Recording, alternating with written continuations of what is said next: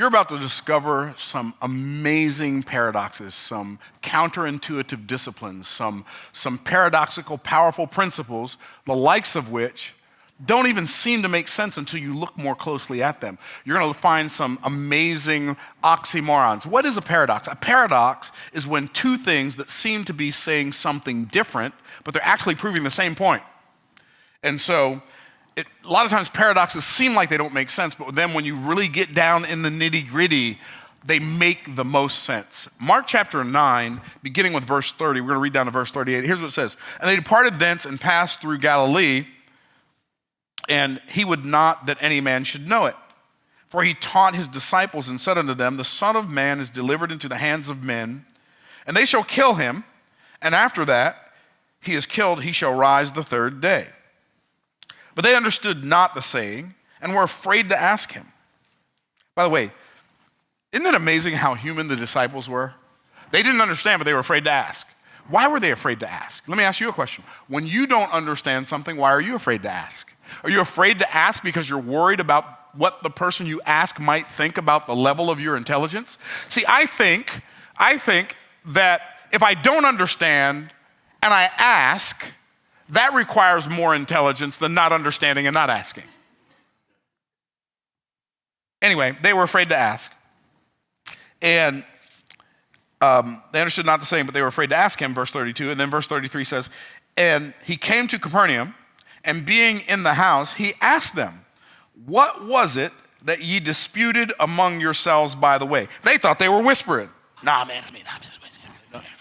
So what was that dispute y'all had? What was that y'all was arguing about when we walked by the way? Y'all had this disagreement. What was it that you were disagreeing about? By the way, understand this.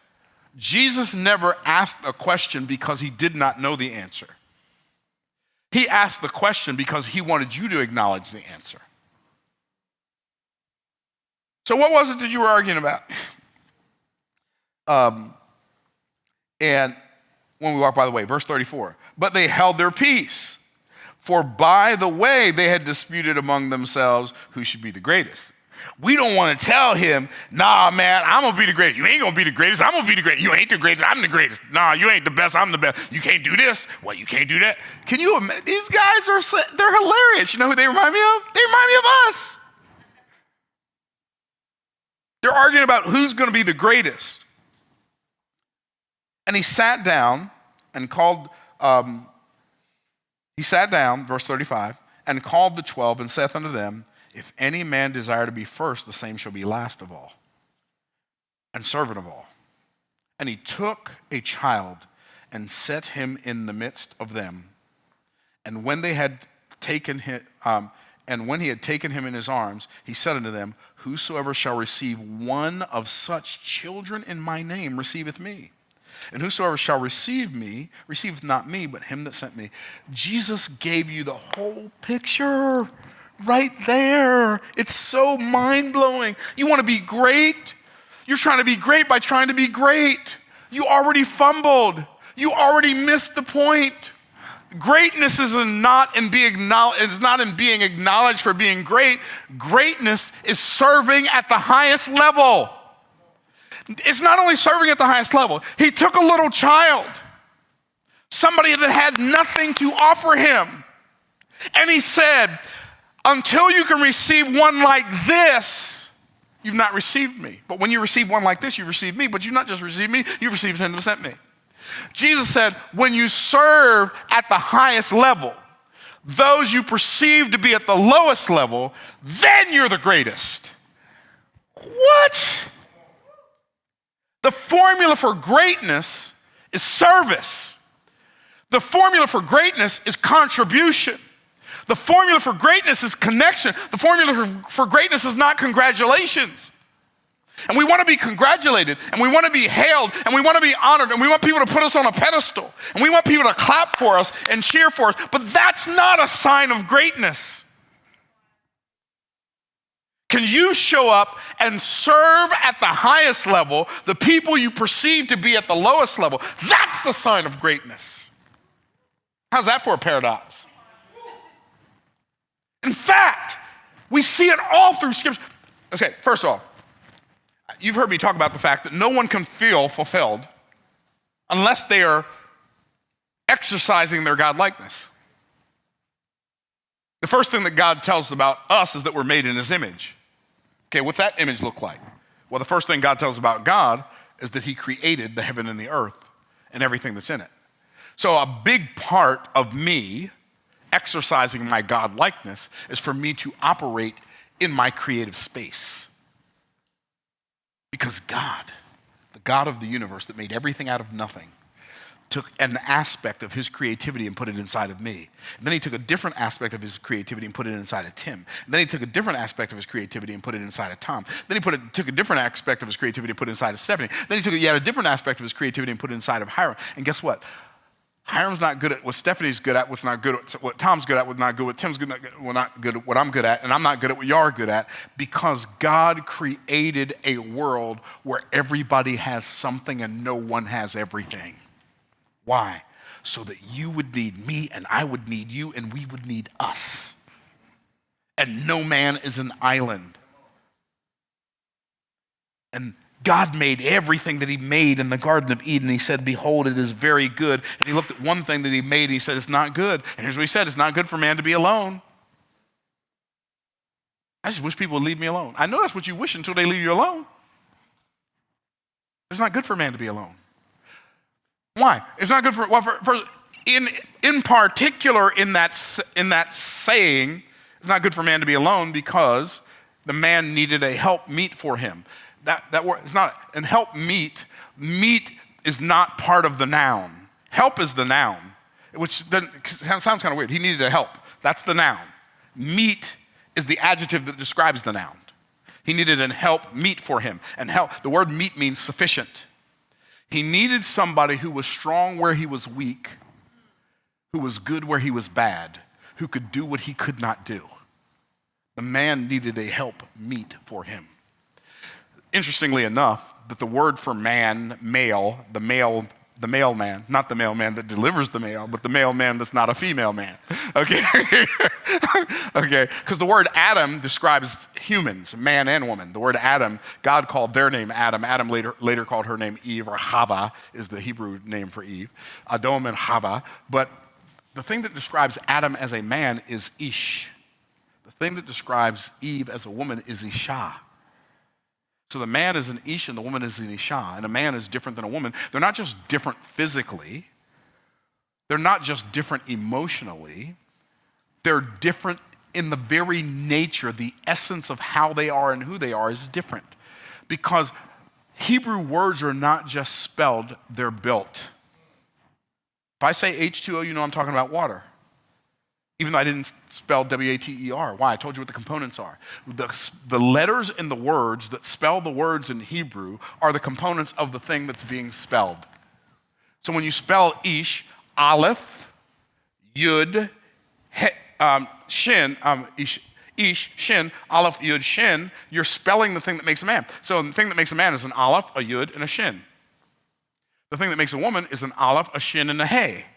Isha. So the woman has a hey and the man doesn't have a hey. The man has a yod, but the woman doesn't have a yod. Now, it's really interesting that in order for the human race to perpetuate and survive, you have to have the yod and you have to have the hey. The yod represents several things. It represents the progeny of the man, because the yod is a picture, it's a type of a seed. It's not a seed because the noon is a seed, but it's a type of a seed. It represents a seed. It also represents a thought, but it is a hand. So it represents power. That power represents power. It represents protection. It represents provision. It also represents progeny. But the hay is a container that reveals. It's like a house with an open window. So it's a container that reveals. So the woman, just like a woman physically to have a child, a woman's body opens to receive the man's seed, and then she nurtures that embryo until it becomes a baby, and then she reveals that baby to the world. That's what a woman is designed to do for a man's thoughts. And it's not implying that a woman's thoughts aren't important. That's not the point. You missed the point. It's not that a man is better than a woman or a woman's better than a man. A man is different than a woman and a woman is different than a man. And if I get in my car, it needs tires and an engine, not tires or an engine. It needs both. And the tires aren't better than the engine, and the engine's not better than the tire, but they're different. Are y'all tracking? The man's not better than the woman, and the woman's not better than the man. They're just different. And the man can do things the woman can't do, and the woman can do things the man can't do. And that's how God set it up. Why? So that the man would need the woman and the woman would need the man. It's really amazing. Guys, men are strong, like real men are strong, but the thing that can make them weak is a woman. Like the greatest weakness of a strong man can be a woman. Like the Philistines couldn't get to Samson, but Delilah did.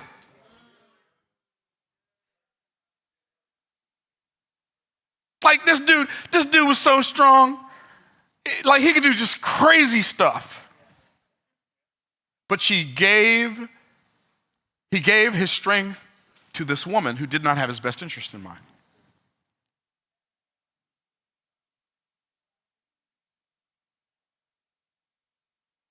There's nothing that can rob a man of his power and his potential like a woman who is not willing to nurture and reveal his yod, his thoughts, his ideas. A man needs a woman who believes in his ideas.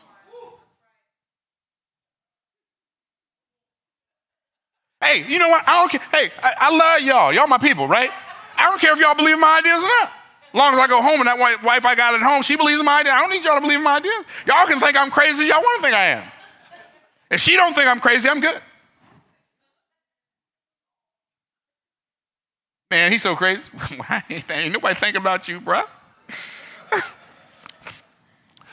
So, the man needs the woman. The woman needs the man. And we got a lot of women today that act like they don't need a man. And that's so fine, do you? Anyway, I ain't mad at you. But let's don't lie to make the narrative real. Because here's the reality.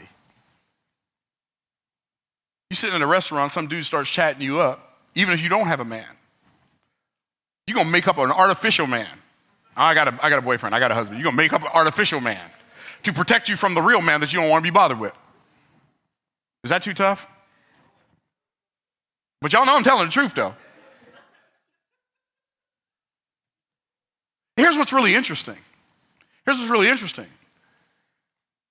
When a man and a woman get in a relationship, the man needs to serve the woman and the woman needs to serve the man. If the man's trying to be greater than the woman, he blew it. And if the woman's trying to be greater than the man, she blew it. He will be greatest among you, let him be your servant. Can you serve people who don't offer you anything or who don't offer you what you offer the world? I don't need you to be good at what I'm good at. I need you to be good at being good with me. Like, strongest man in the world, fragile as a piece of china with his woman. I wish I had some help in here where my brother's at today.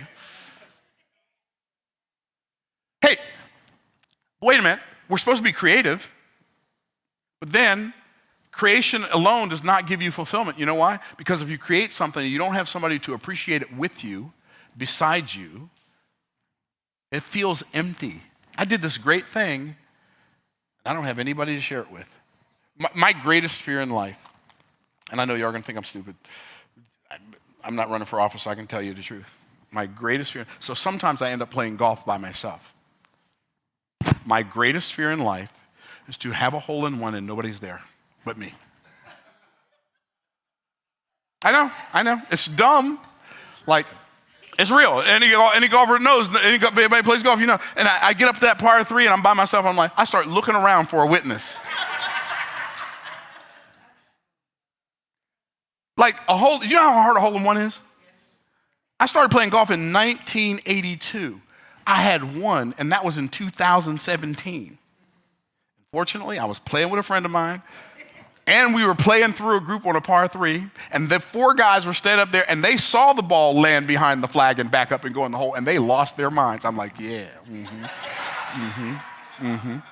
Why? Because we need connection. We need somebody to rejoice with us when we rejoice and to weep with us when we weep. You want to be great? Be that person who puts the other people in your life ahead of you. You'll be great. You'll be great at a level that like few people are willing to be great.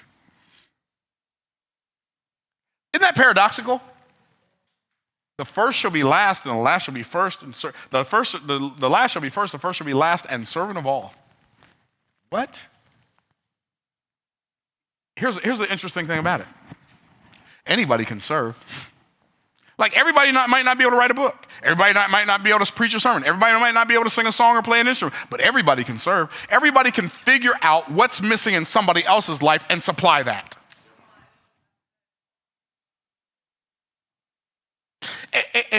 And we should pray for opportunities and look for opportunities to serve someone who has nothing to offer us. I'm not just talking about in business serving people. Yeah, in business, I'm going to serve you because you're going to pay me. And you're going to serve me because I'm going to pay you. But I ain't talking about that. That's good too. But I ain't talking about that right now. I'm talking about the stuff you do that you don't get paid for. The service you provide when nobody sees it, when there's not a crowd clapping for you, when nobody's going to recognize you for the good deed that you've done. That's oxymoronic. It's counterintuitive. It doesn't seem to make sense. I know what I'm going to do. I'm going to show up and I'm going to do as much as I can for as many people as I can. And when I do it, I'm going to do the best that I can. I'm not going to half step because I'm serving. I'm not going to tiptoe because I'm serving. I'm not going to put half effort in because I'm serving. No, I'm going to show up and I'm going to shine. Without worrying about what I think other people are going to think about me. So we got creation, we got contribution. We got connection, but the last thing we need is contribution. Because what happened? See, I know I like to ask this question. How did God know it wasn't good for man to be alone? Well, because he's God and he knows everything. But other than that, how did he know? Because man is made in the image of God and it was not good for God to be alone. Guess what? God made man for God. God made everything else for man. God made the earth for man. But God made man for God. Guess what man did? Severed the connection with sin. So what happened? Adam and Eve tried to cover up the fact that they had sinned. They sewed themselves fig leaves together and made themselves apron. And then what did they do? They hid amongst the trees of the garden. God said, Adam, where art thou? God wasn't asking Adam where he was because God didn't know where he was. God was asking Adam where he was to show Adam, you doing something you ain't never done before. Every time I came to the garden to walk with you, you showed up and we was talking. And now you hadn't? Here's what's really fascinating. God said, those leaves that you made yourself are of no consequence. Here's what it says, and the Lord made them coats of skin. You know what that required? That required the shedding of blood. That required a blood sacrifice. That required a contribution. We're going to feel fulfilled when we create something great and we have somebody to enjoy it with. But then we're going to feel fulfilled when we contribute to somebody has nothing to offer us. We can contribute to the people who have something to offer us. Let's also contribute to the people who have nothing to offer us. Isn't that what we do when we have a baby? We have this little baby. Can't hold it. You pick it up. It's like a little bobblehead, all head everywhere. You got to hold the baby head, right? And then you got to feed it. And then you got to change its diaper. And then you got to put it to bed. And then it has enough nerve to wake you up in the middle of the night. Don't you know I got to go to work tomorrow? Why are you messing with me right now? Ain't it enough that I gave you life? Right? They don't care. So, literally, to these little humans, you give everything to them while they're growing up. And here's another counterintuitive discipline. Because you're giving your life for them, you love them more than they love you. You would think, well, because I'm giving my life for them, they would love me more. Children do not have... I was talking to one of my brothers, and he was frustrated with his children because I said, well, you got children, don't you? Okay, y'all get that one on the way home. He was frustrated with his children. And I said, here's the thing you gotta understand, bro. Your children don't have the ability to love you like you love them. You know why? Because you've given way too much to them. You've given so much to them, they've given almost nothing to you. They can't love you like you love them. The one that gives the most loves the most. Not the one that receives the most that loves the most. It's the one that gives the most that loves the most. Greater love hath no man than this, than a man what? Lay down his life for his friends. So the contribution of service to people is the thing that causes you to love them more when you think it should cause, I can't believe they're treating me like this after all I've done for them. That's why they treat you like that, because of all you've done for them, not all they've done for you. If they had done it for you, they wouldn't treat you. Did you know that if your car breaks down on the highway, you get a flat tire, and somebody stops to help you fix your car, you don't know what that person does for a living, but that person helps you fix your car. They help you fix the flat on your car. And the next day, you've got to go to court because of some civil case or some other case. And let's say you get to court, you see that the person who helped you with your car was the judge. You know that judge has to recuse himself? He cannot try your case. Why? Because he has given something to you which is going to cause him to favor you. You'd think it'd be the other way around. It's not. The more one gives, the more one loves. You want to be great? Every place you go there in honor, preferring one another. Here's what the scripture says. Let each esteem others better than themselves. Do you do that? Like when you're engaged with other people, do you put their agenda above your agenda? When you're in a relationship with your spouse, your husband, your wife, do you put their agenda above your agenda? When you're serving your children, do you put the agenda, God's agenda for your children above the world's agenda for your children? Because you know, God's agenda for your children and the world's agenda for your children ain't the same agenda. You know that, don't you? You know that, don't you? See, God's agenda for your children is for you. The reason God gave children parents is so those parents could prepare those children to be responsible adults. Responsible. What's the word responsible? Responsible. What does responsible mean? It means you teach them to respond with ability. That's what responsibility means. The ability to respond with abilities. Responsible. The reason our world is in so much chaos and our country's in so much chaos is because we have a whole bunch of children running around in adult bodies who don't know how to be responsible because the parents didn't do the parenting.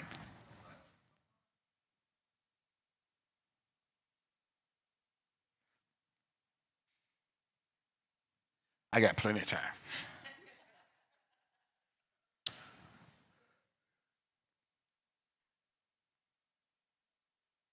It's really fascinating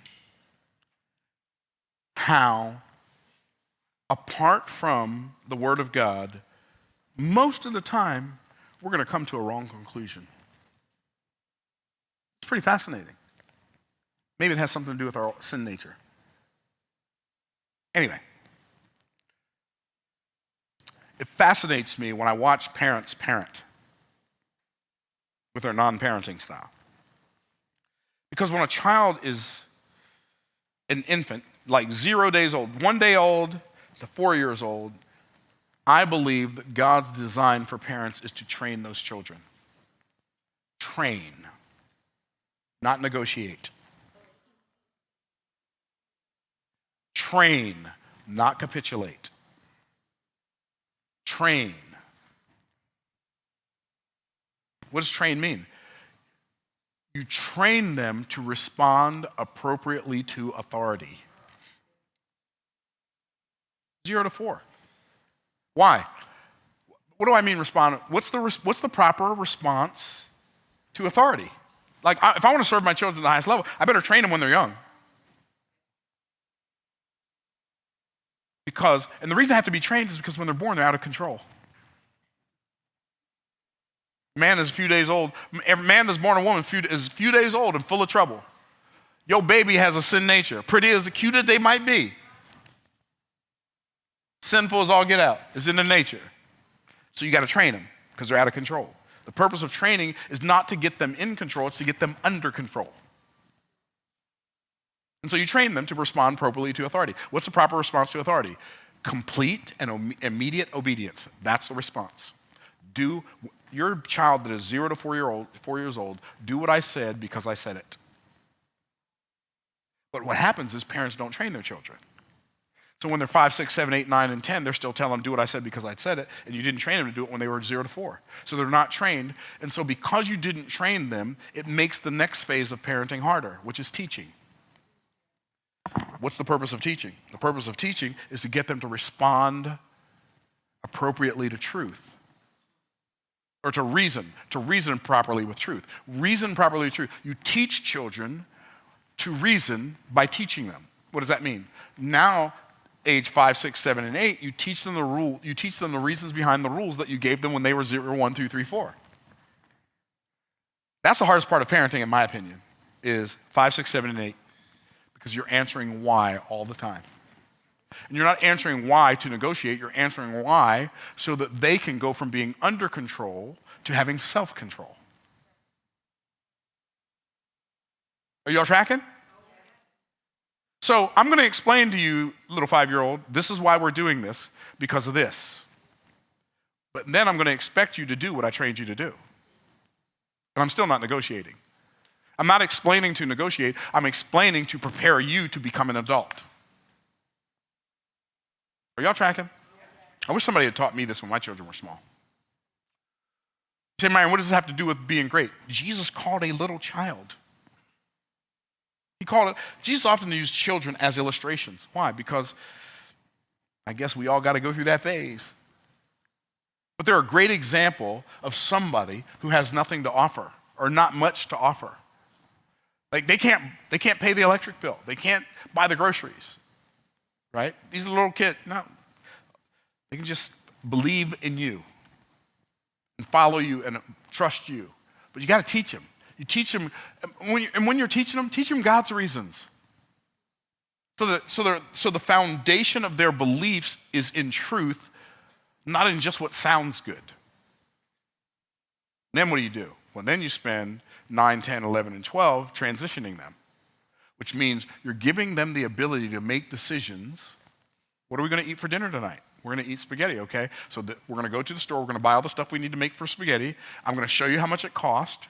Then I'm going to let you watch me make it the first couple of times. Then I'm going to help you make it, and then eventually I'm just going to watch you make it. And we spend 4 years transitioning them, so by the time they turn 13, they can be bar mitzvahed. Bar mitzvah, son of the law.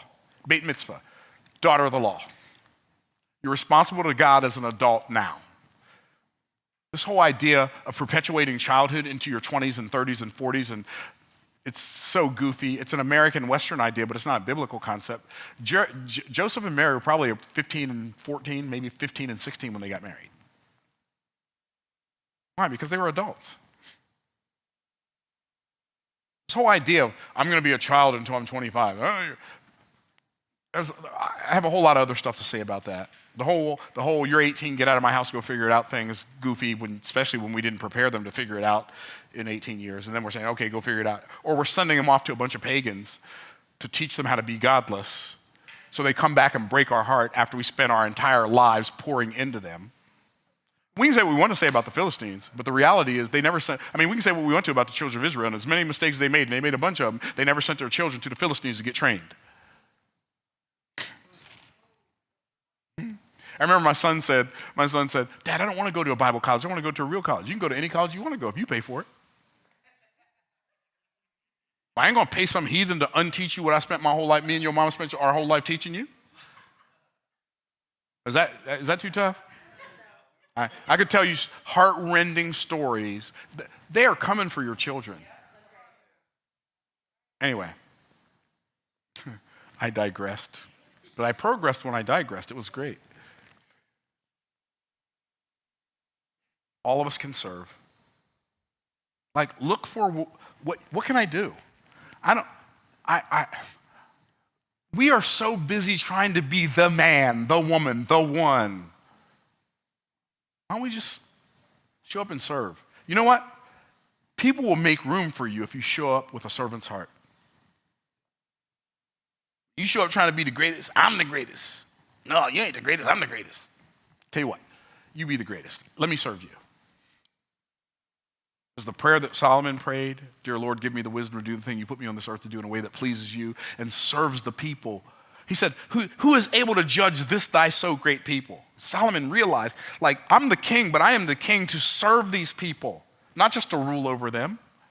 Let this mind be in you, which was also in Christ Jesus, who being in the form of God, thought it not robbery to be equal with God, but what? Made himself of no reputation, took upon him the form of a servant, and was made in the likeness of men, and being found in fashion as a man, he humbled himself and became obedient unto death, even the death of the cross. Wherefore, because of those things, God also hath highly exalted him and given him a name which is above every name, that at the name of Jesus, every knee should bow and every tongue confess that Jesus Christ is Lord, to the glory of God the Father. What is that telling us? The path to greatness is the road of service. Not the road of accolades. Not the road of applause. It's not the road of cheering and jeering. It's the road of service. Let me ask you a question. Practically speaking, when you come home from work, do you look for ways to serve your family? When you go to work, do you look for ways to serve your coworkers and your employer? And your business's clients? Are you looking for ways to serve? Or are you looking to get out of work? Are you so focused on how tired you are and how much you're going through that you can't help anybody else get through their day? When you go to a restaurant, are you so focused on the service you're getting that you can't even treat the servers good? Like yesterday, I went to Cheesecake Factory and the service, the food was terrible. The service was good, but the food was terrible. Like, it was bad. And it's not usually the case, but it was bad. Like, they brought some bread and it was burnt. Okay. Can you bring some bread that's not burnt? Do you mind? And there was no attitude. It's just like, do you mind bringing some bread that's not burnt? Then I ordered an Asian chicken salad. They brought the Asian chicken salad and the chicken was burnt. I have this philosophy, and it might be right, it might be wrong, but I'm pretty sure it's right, because every time I went against it, it proved to be right. Bad restaurant experiences only get worse. They don't get better by complaining or trying to fix it. They don't get better. So when I go and I have a bad restaurant experience, so the bread being burnt, that's not that big of a deal. Sometimes they burn bread. But the bread's burnt and the chicken's burnt, somebody in the kitchen don't know what they're doing. Or they're having a bad day, or they're mad at their husband, mad at their wife. I don't know what they're doing, but whatever they're doing, cooking food ain't on their mind. Me eating this wasn't on their mind. I told the server, I said, you know what? This chicken's burnt. I don't want to be difficult, but I'm going to send it back. What do you want? You want me to do it again? No, I don't want you to do it again.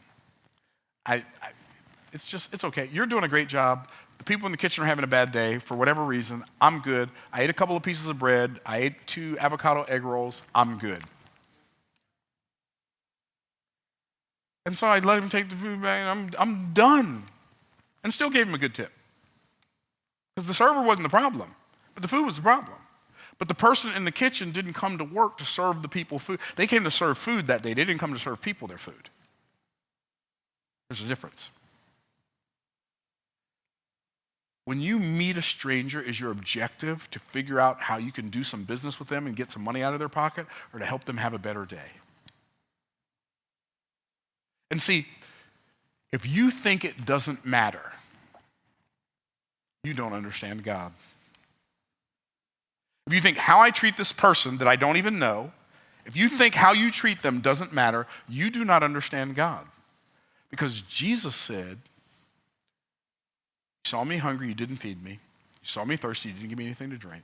You saw me naked, you didn't clothe me. You knew I was sick, you didn't minister unto me. I was in prison, you didn't visit me. They said, when did we do those things? Inasmuch as you've done it unto the least of these people who have nothing to offer you, you've done it also unto me. And John, the Apostle John, in 1 John said, how can you say you love God whom you haven't seen? You hate your brother whom you have seen. How's that possible? What's a rhetorical question? Because the answer is, it's not. Here's what the Bible teaches. How you treat people is how you treat God. How you treat people is how you treat Christ. If you wouldn't talk to Jesus that way, you probably shouldn't talk to them that way, whoever they are. And I'm not saying you're never going to have conflicts, but even when you have conflicts, you don't have to let emotions rule. That's the whole point of being responsible. You have the ability to respond with ability, to control your emotions. Is what I'm saying making sense? See, here's what the Bible does. It gives us a whole lot of these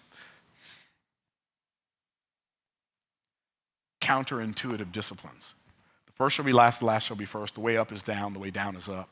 Humble yourselves under the mighty hand of God. He will exalt you in due time. The way to build is to trample down. Be fruitful, multiply, replenish the earth, subdue, which means to trample, and then have dominion. Down is the way up. Up is the way down. Pride goeth before destruction, and a haughty spirit before a fall. Are y'all picking up what I'm putting down? It seems like it should be the other way. I hear what you're saying. But this is the way it works. It's paradoxical. These are paradoxical principles. But when we apply them, they are so powerful they can do for us what nothing else can do. So let's do an experiment. For the rest of today, let's see how many smiles we can serve on other people's faces. Let's see how many words of encouragement we can serve. Let's see how many days we can brighten. Let's see how many people we can help. Like, so interesting. There's a song, I think it's a country song. I like country music. I like a bunch of different kinds of music, but I do like country music. And I think this is a country song. There's a song called Don't Laugh at Me. Have any of y'all ever heard it by Mark Wills? Great song. And it says, don't laugh at me, don't call me names, don't get your pleasure from my pain. And it says, we're all deaf, we're all blind, we're all this, we're all that, but someday we'll have perfect wings. Don't laugh at me. It's such a good song. I wish I could remember all the words, but it's such a great song. It's amazing to me how many people have trained themselves to get pleasure from other people's pain when they could have just as easily trained themselves to get pleasure from serving other people. Be a ray of light, not a cloud of darkness. Spread hope instead of hate. Be a beacon of light and love.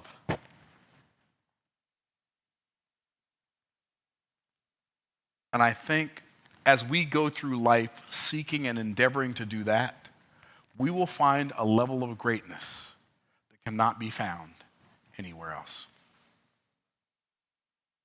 Let's go out and serve at that level. By the way, it's really interesting. I'm going to end with this for all of my entrepreneurs out there. One of the things that I've discovered in my last, whatever it is, year and a half of like consistently putting videos on YouTube. Here's one of the things I've discovered. I've discovered the marketplace has a bigger appetite for my content than it does for a lot of people who are way more famous than me. You know why? Because people can tell when you're really in it for them to win it.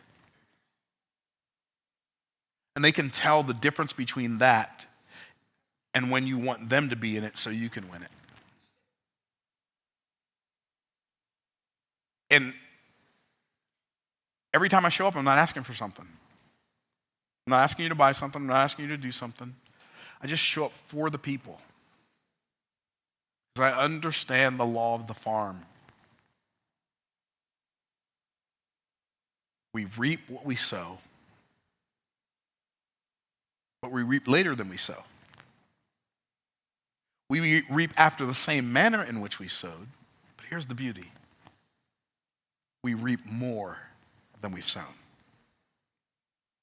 Warren Wiersbe, here's what he said.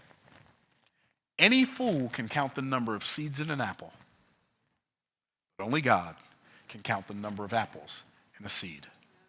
Let us go through this day realizing that every deed is a seed, every word is a seed, every thought is a seed, and every dollar is a seed that we are sowing into the garden of our futures. Walk out those doors and serve. It's really interesting. You go to church, they call it a service. But the service really begins when you walk out the door and you start serving people. Because most of the people who go into church go in to be served, when they really should be going in to serve. And then going out to serve. And then going home to serve. And then going to work to serve. He who will be greatest among you, let him be servant of all. Do you even have it in your personality? Do you have it in your self-discipline to show up for the purpose of serving someone other than yourself? Or are most of the thoughts you have throughout the day about how terrible your life is or how to make your life better? Because if they are, your life is going to get worse. I can promise you that. Because he who will be greatest among you will be servant of all. Seek to serve. You'll find a level of fulfillment and greatness that you can't find anywhere else. Stay blessed by the best, my people, and we'll look forward to seeing y'all next week. Bye for now.